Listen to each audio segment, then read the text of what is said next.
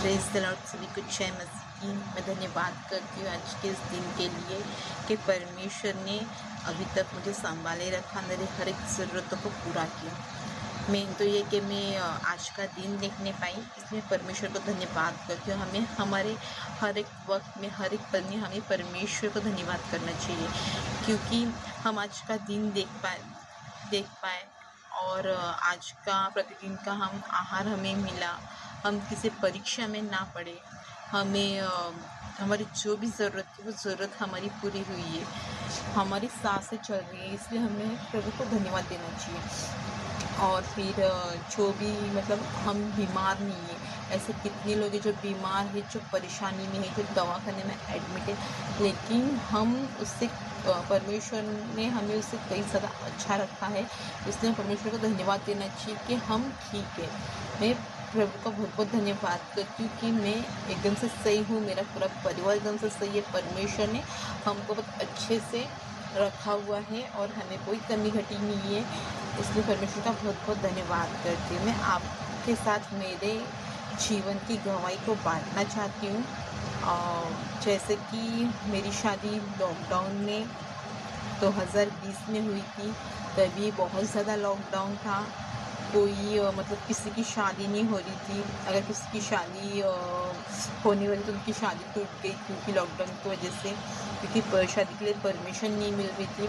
तो मैं मेरे जीवन में आपके ऐसे अद्भुत चिन्ह चमत्कार परमेश्वर ने मेरे जीवन में किए।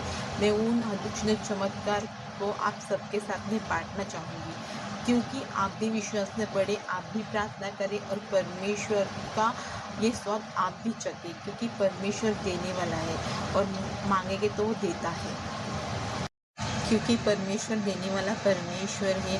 उसने हमारी शादी जो भी लॉकडाउन में 2020 में हुई थी, तो फिर शादी मतलब शादी में शादी के लिए हम लोग परमिशन लेने के लिए गए थे। तो फिर वहाँ पे पुलिस स्टेशन में परमिशन मिली थी कि तुम 50 आदमी को तुम्हारी शादी में बुला सकते हो। उन्होंने 50 लोगों को अलाउड किया था हमारे शादी में।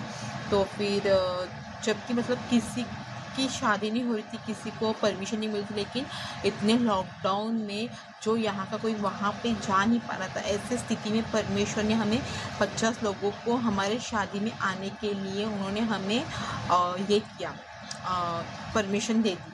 तो फिर हम लोग ओके, फिर वो हुआ। परमेश्वर ने वो एक अद्भुत काम हमारे शादी के टाइम पे किया। और दूसरा ये था कि सब सोने की जो दुकान थी, वो सब सोने की दुकान बंद थे। हम लोग रिंग नहीं खरीद पा रहे थे, हम लोग चेन नहीं खरीद पा रहे थे। तो परमेश्वर ने ऐसा काम किया कि हमारे पास में एक सोनार का नंबर था, तो हमने उसके ऊपर कॉल किया और उनको हमारी परेशानी हम लोग ने बताई। तो हमने जैसे उनको हमारी परेशानी बताई, उन्होंने कहा आप टेंशन मत लो। उन्होंने हमको बोला कि आप कल ये टाइम पे आप हमारे दुकान पे आ जाना, हम आपको दे देंगे। तो फिर मेरे होने वाले पति और मेरे पापा ये दोनों गए थे सोनार की दुकान पे, और वहाँ पे भी परमेश्वर ने ऐसे अद्भुत काम किया कि वहाँ से हमको चैन भी मिल गई और रिंग भी वहाँ से हम लोग को हमारे वेडिंग के लिए मिल चुकी थी। तो ये परमेश्वर ने दूसरा काम किया। और तीसरा काम ये था कि मेरी तो बहुत इच्छा थी कि शादी तो एक ही बार होगी, बार बार शादी नहीं होती। तो फिर मुझे क्या चाहिए, मुझे अपना वाइट गाउन में ही मुझे शादी करना है। जो क्रिश्चियन लोगों का वाइट गाउन शादी के टाइम पे जो वाइट गाउन पहनते हैं, मुझे उसी वाइट गाउन में शादी करना है। मेरे होने वाले पति ने मुझसे पूछा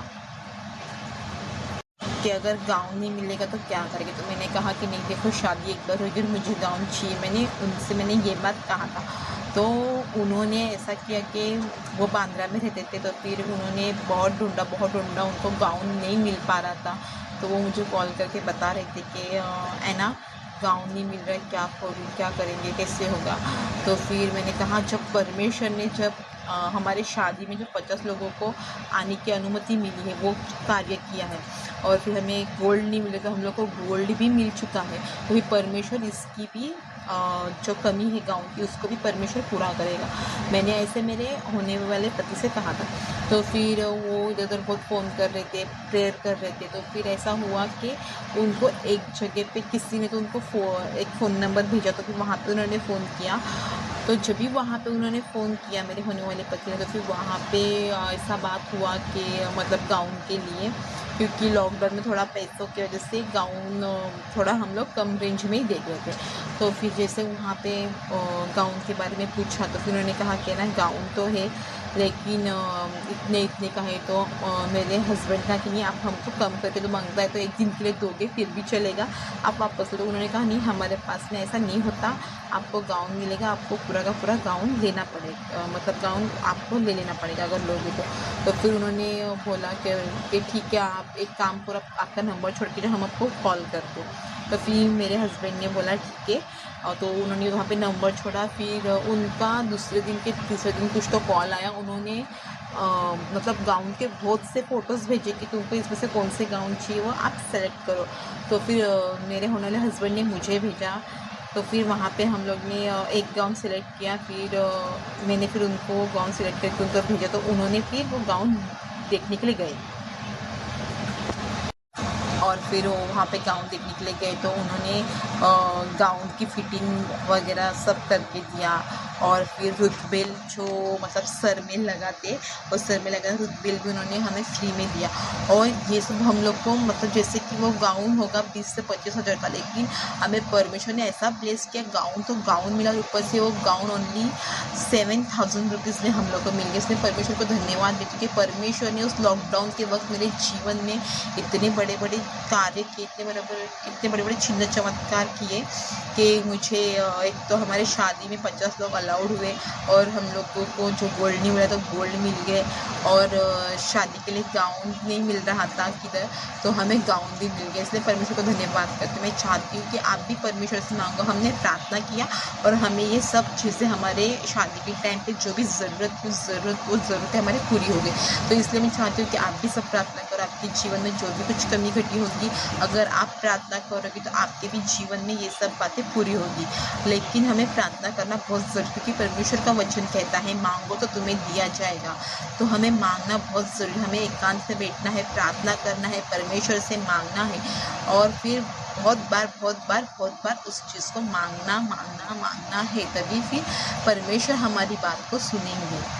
वैसे तो परमेश्वर एक बार में भी सुनते, लेकिन हमें हमेशा प्रार्थना करना है, हमें हमेशा परमेश्वर से मांगना है, और फिर परमेश्वर हमारी सुनता है, हमारी प्रार्थना का उत्तर भी देता है। मैं परमेश्वर को धन्यवाद करती कि उन्होंने मेरी प्रार्थना सुनी और हमारी प्रार्थना का उत्तर भी दिया। आमीन।